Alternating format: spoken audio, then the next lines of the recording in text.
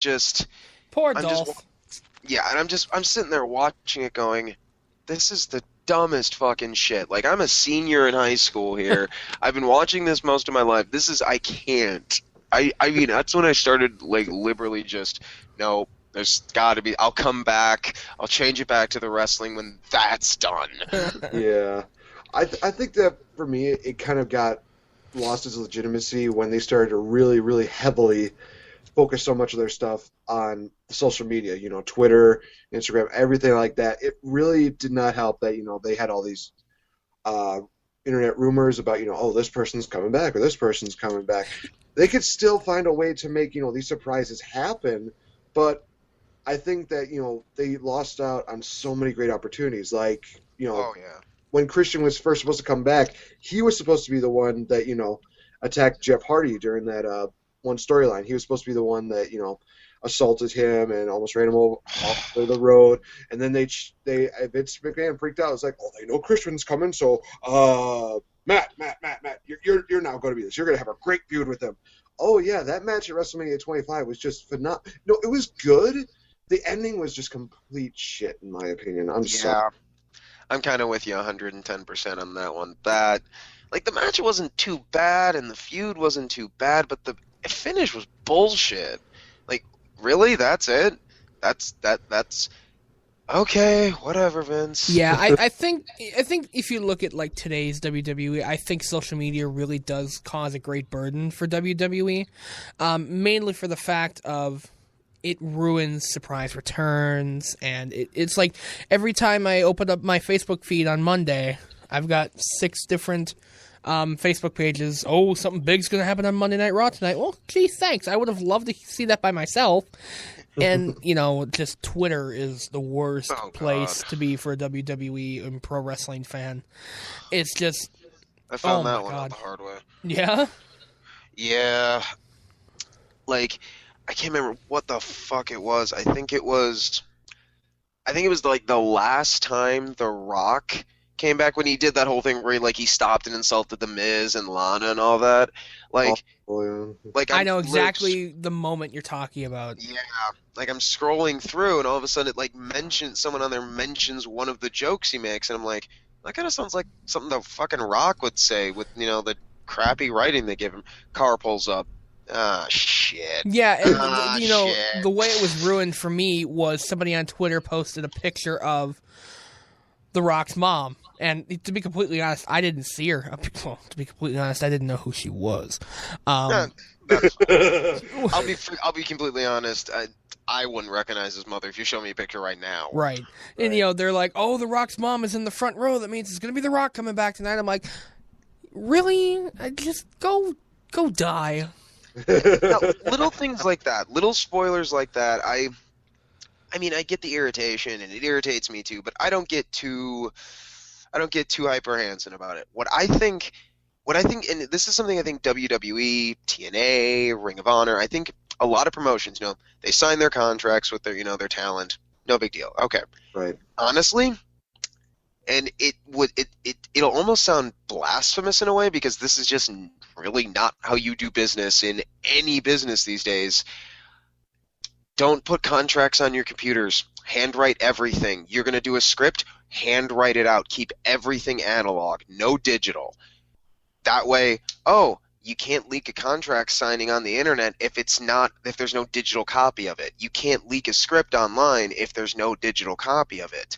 Mm-hmm. If you just basically shift back to the old school method that they used for dealing with all this shit before the internet came around, there's no spoiler to be had there. Suddenly the dirt sheets have nothing to talk about, and which you create the old school position that we used to have back in the day. What's going to happen on Raw? I have no idea. Only one way to find out. Tuning in, exactly. Actually, interesting point. One thing that they actually did do a good job of, and I think that you guys will agree because we marked the fuck out when that happened. Originally, we heard rumors that AJ Styles was going to debut on the Raw after Royal Rumble, and then next thing you know, we're going into the Royal Rumble. Roman Reigns and Rusev. Oh, great. Look, there goes Rusev. Bye-bye.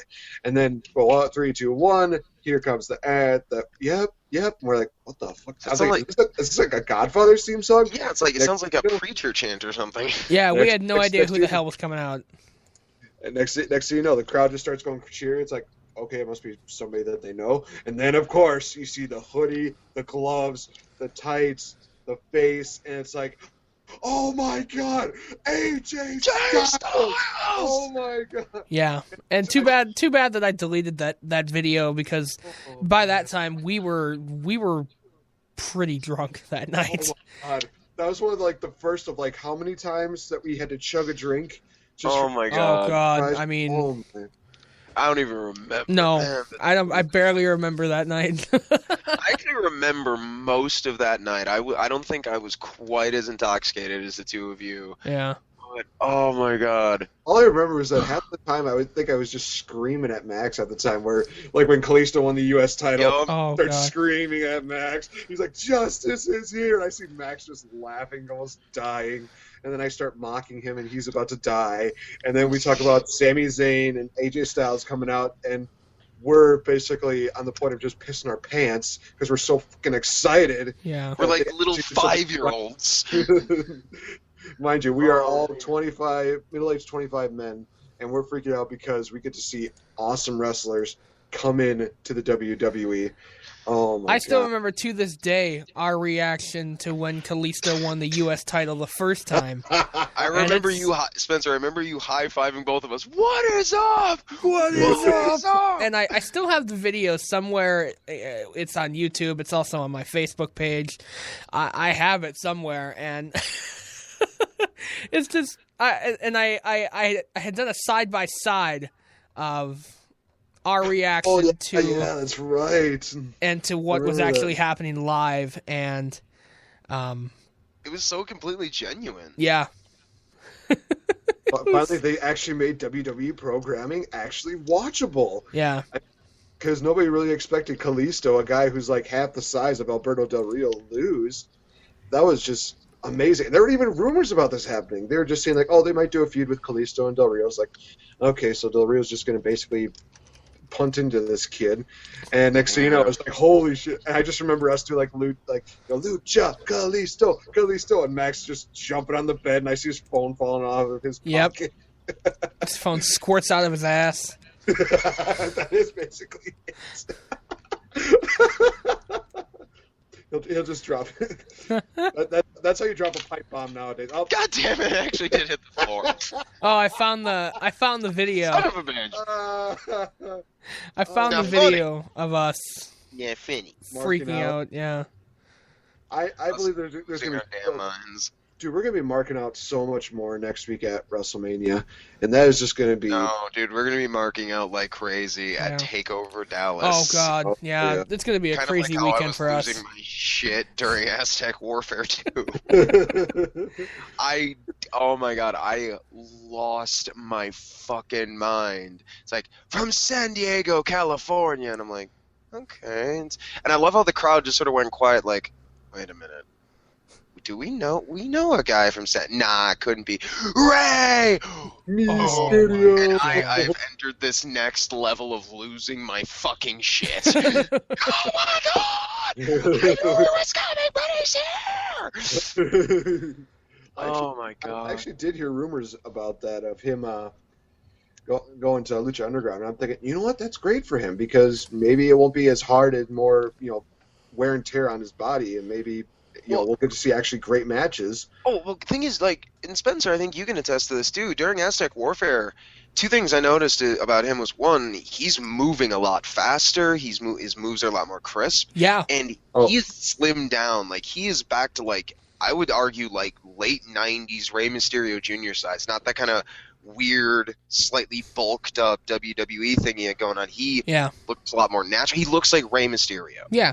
Yeah. I completely agree. Ray, to put it in layman's terms, Ray looked like Ray.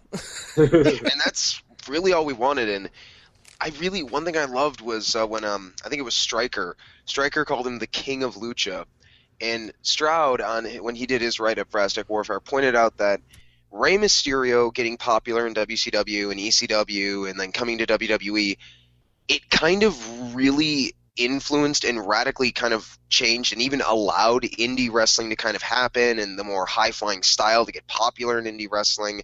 It brought the concept of lucha libre to the American audiences. Basically, without Rey Mysterio getting popular starting in like 95, 96, no real indie scene, no high flyers really in WWE, no Lucha Underground. The guy really kind of is the king, the godfather of Lucha.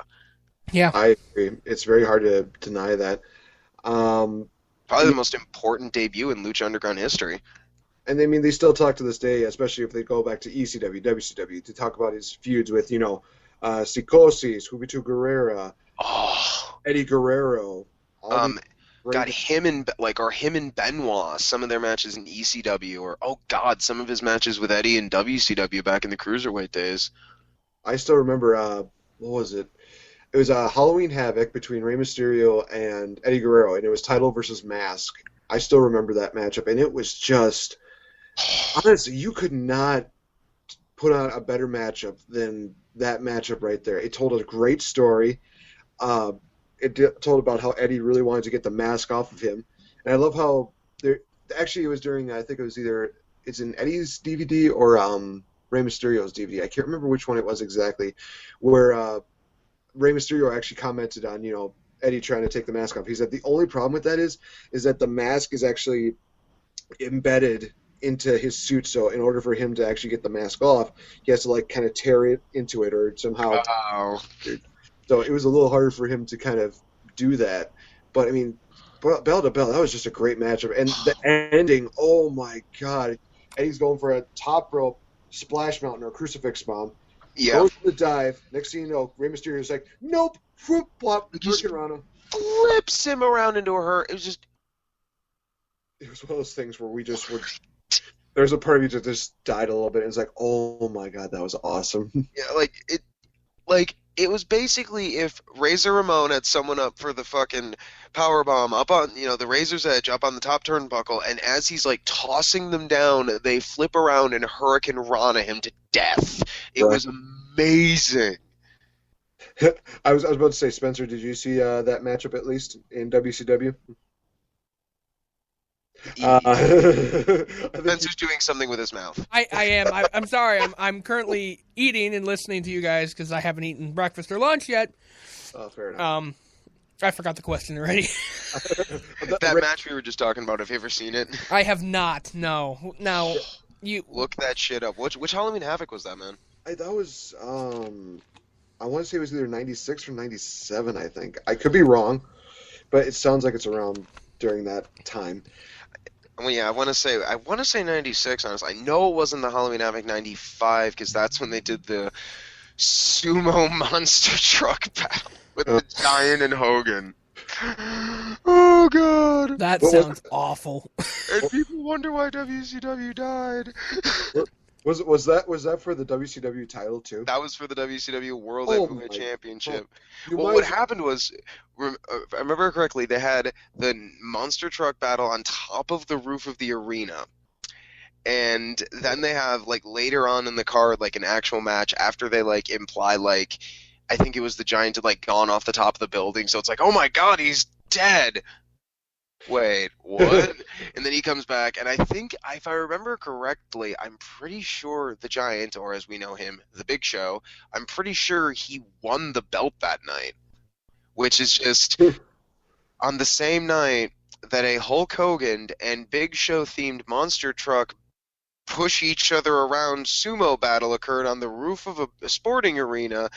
Big Show won his first world title. What are people doing? WCW, everybody! Why are they gone again? Wow. That was just sad. I love that reaction, the delayed wow. Yeah. That just sounds awful, and I've never seen that, and that sounds awful. It's one of those things where I will tell people that have never seen wrestling, I'll tell them about some in Lucha Underground, they'll be like, that sounds awesome, and then I'll tell them that story and they'll go, why do you watch this shit? I don't know. Because I am insane.